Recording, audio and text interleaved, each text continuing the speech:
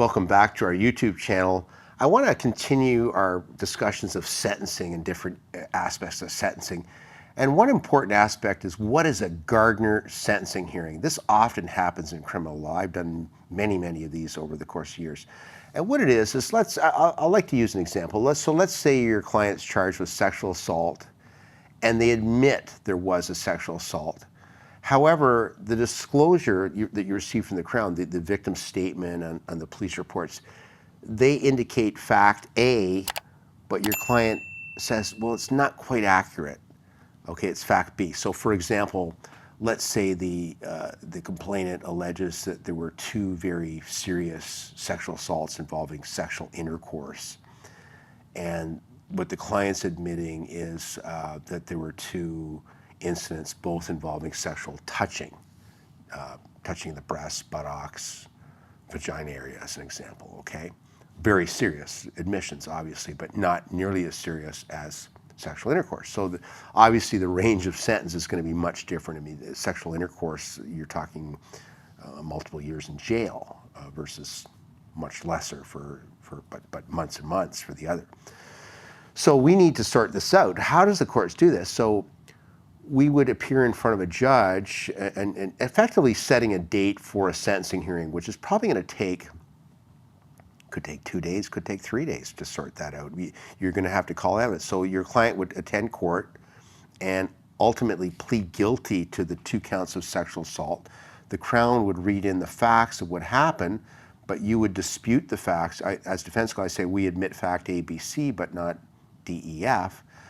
The Crown, well, now we're into a Gardiner hearing, which is effectively a trial of facts. It's not called that, it's called a hearing. So the Crown has to call their case. They'd have to call the complainant, any police witnesses, anything in support of the complainant's version of events. I, as defense counsel, would then cross-examine them, just like I would at a trial, to show that, you know, they're not accurate, reliable, or credible about the more serious allegations. I would admit the other allegations. I'd probably would then call my client, who would testify about the 2 sexual assaults being slightly lesser, obviously quite a bit lesser than a full sexual intercourse.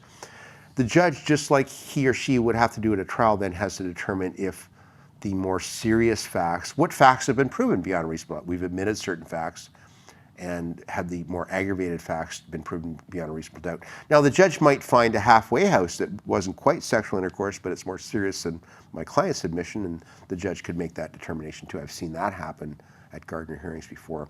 So it's just a mechanism to sort out facts where the defense counsel and Crown cannot agree on what the facts are.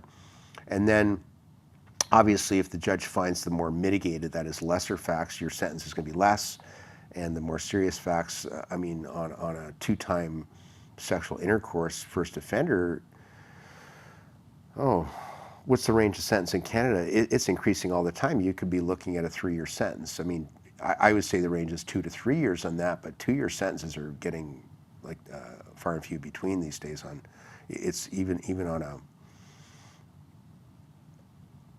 sexual intercourse where there's not physical injury, you're looking often at 2.5 to 3 years in that range. 2 years is still possible for a more youthful offender, versus months in jail for the lesser allegations that I spoke about. So that's the importance of a Gardiner hearing.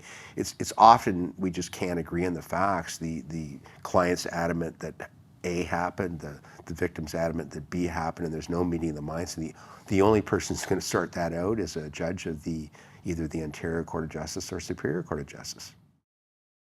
Thank you for watching our video. We are absolutely committed to bringing you the best possible criminal and DUI educational videos. If you found this video helpful, please like it and subscribe to our YouTube channel. If you've been charged with a criminal offense in Ontario and require our services, please click on the link in the description below.